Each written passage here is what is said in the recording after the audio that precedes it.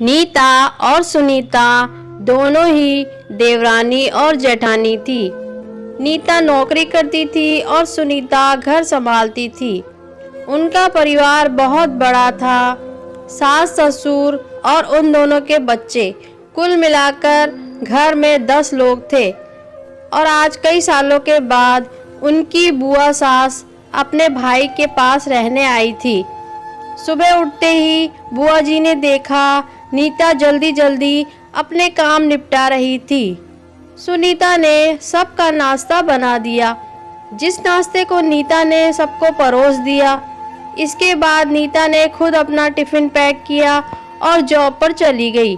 सुनीता ने फिर दोपहर का खाना बनाया और थोड़ी देर बैठ गई अपनी सास और बुआ सास के पास।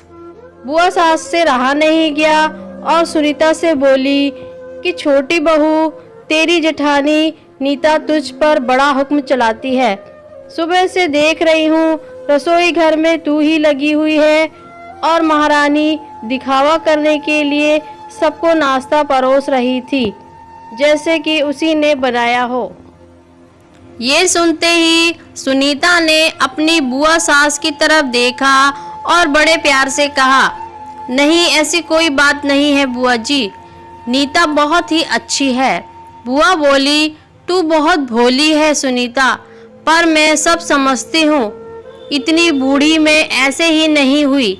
सुनीता से अब रहा नहीं गया और वो बोली कि बुआ जी, आपको नीता दीदी का बाकी सबको नाश्ता परोसना दिखा, मगर आपको ये नहीं पता कि उन्होंने मुझे डांट कर सबसे पहले नाश्ता करवाया और चाय पिलाई, और वो रोज ही मुझे सबसे पहले ही नाश्ता करवा देती हैं, वरना सबका नाश्ता बनाते तो मैं नाश्ता ही न कर पाऊँ। और वो मेरा कितना ख्याल रखती हैं। 2 बहुएं और दीदी सुबह जल्दी उठकर मंदिर की सफाई करके फूल सजा कर रखती हैं, और वो मुझे खुद से 1 घंटा लेट उठने को कहती है, क्योंकि मुझे उठते ही नहाकर सीधा रसोई में ही जाना पड़ता है। शाम को ऑफिस से आते वक्त दीदी बाजार से सब्जियां भी लेकर आती हैं, क्योंकि हमारे हस्बैंड रात को लेट हो जाते हैं और नीता दीदी ने सासू माँ को बाजार जाने के लिए मना किया है, क्योंकि माँ जी अब 60 साल से ऊपर की हो चुकी हैं, कहीं बाजार जाते समय उन्हें तकलीफ ना हो जाए। वैसे भी उन्हें घुटनों की परेशानी है, और जब माँ जी को घूमने का मन होता है तो नीता दीदी छुट्टी करके खुद उनको घूमने ले जाती है। और हाँ बुआ जी, नीता दीदी रोज शाम को आकर खाना बनाने में मेरी खूब मदद करती हैं। चाहे वो कितनी भी थकी हुई हो, वो मेरी जेठानी जरूर है, मगर वो मुझे अपने छोटी बहन ही मानती है और मैं उन्हें बड़ी बहन मानती हूँ। ये सब सुनते ही बुआ चुप हो गई। शायद उसकी चुगली सुनीता के आगे फेल हो चुकी थी। शाम को नीता सब्जी की थैली सुनीता को पकड़ाते हुए बोली कि सुनीता, सब्जियों के साथ वाले थैले में तुम्हारे फेवरेट लेखक की किताब भी लाई हूँ। ये सुनकर सुनीता खुश हो गई और बोली, थैंक्स दीदी। सुनीता सब्जी की थैली किचन में रखी और किताब रखने अपने कमरे में चली गई। तभी बुआ जी ने नीता को आवाज दी, बड़ी बहू जरा इधर आना। नीता बोली, जी बुआ जी। बुआ जी बोली, बहू तुम इतनी मेहनत से कमाती हो और इन फालतू की किताबों में खर्च कर रही हो अपनी देवरानी के लिए। घर पर रहकर वो करती ही क्या है, तुम तो दिन भर मेहनत करती हो।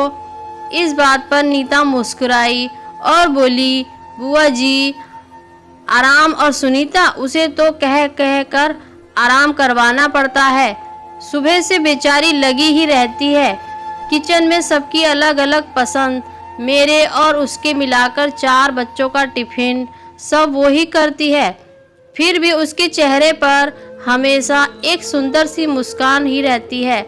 सुबह की चाय पीने का भी समय नहीं रहता उसे। और जब दोपहर बच्चे आते हैं, फिर उनका खाना, उनकी पढ़ाई सब वही देखती है।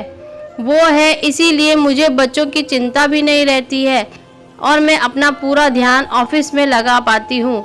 कुछ दिन पहले ही प्रमोशन मिला है।